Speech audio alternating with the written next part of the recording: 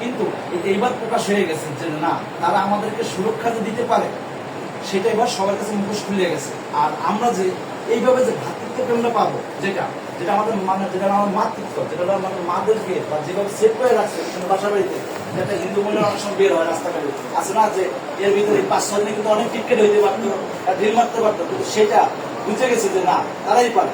এই জন্য আপনাদেরকে অসংখ্য অসংখ্য ধন্যবাদ। এটা আমাদের সবাই ভোলাতে হিন্দু সম্প্রদায়ের পক্ষ থেকে আপনাদেরকে ধন্যবাদ। আর আমাদের ভোলার যত গণ্যমান্য যারা আছে বা যত সমন্বয়ক আছে, এরা আপনাদের সাথে একটা সময় নিয়ে বসবে। কিছু জন্য আজকে সবাই সমাবেশে ছিল, সবাই ক্লান্ত দূরান্ত থেকে আসছে, এরাও আপনাদের সাথে বসার কথা ছিল। কিছু লোক না থাকার কারণে এখন বলবেন না, তাহলে হুজুর সাহেবের সাথে আপনার কথা বলবেন, তারা আপনি আমাদের গান নিয়ে এসে যে কোনো একটা শুক্রবার ধরে আমরা তাদের সাথে বলবো, তাদের জন্য আমাদের যে কোনো বিপদ আপদের সুখে দুঃখে আমরা এই দেশের মানুষ, তারা এই দেশের মানুষ।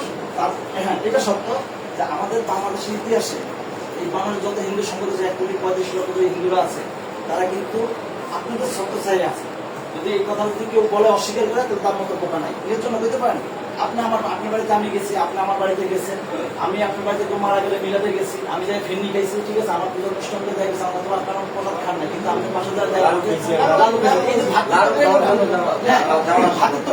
আমাদেরকেও খাওয়াইছে, আমাদের বন্ধু বান্ধব যারা আছে ওরাও খাওয়াইছে। কিন্তু আমাদের অনেক চাওয়া, অনেক পাওয়া। কিন্তু আমি তো কেন বলবো আমাকে সংখ্যালঘু? আমি তো সংখ্যালঘু না।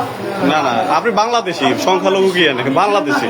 আমার জন্ম এখানে, বাংলাদেশের নাগরিক। আমি মারা গেলে আমার শ্মশানে যখন দাহ করতে যায়, তখন দেখা গেছে অনেক মুসলিম ভাইরা যায়, দেখা গেছে কান্না করে, দাঁড়া থাকে। হ্যাঁ হ্যাঁ হ্যাঁ হ্যাঁ। আমি তো যখন গোরস্থানে যাই দাফন করি, তখন আমার চোখের জল পড়ে। আমি কেন আমাকে নিজেকে সংখ্যালঘু বলবো? আমি কেন আগে আমি নিজেকে বলবো?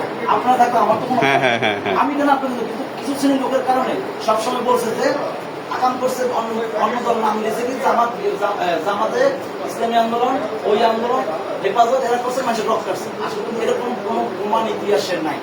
কারণ আমি বড় হুজুরে অনেক সান্নিধ্য পাইছি। তো যেমন একদিন আমি বলছি যে মানে আমি পরীক্ষা করছিলাম যে বড় হুজুরে, আমি খুব দুষ্ট চরমনের মরুম পীর সাহেব হুজুরে। হ্যাঁ, আমার নাম চরমনের বড় হুজুর। হ্যাঁ বুঝছি।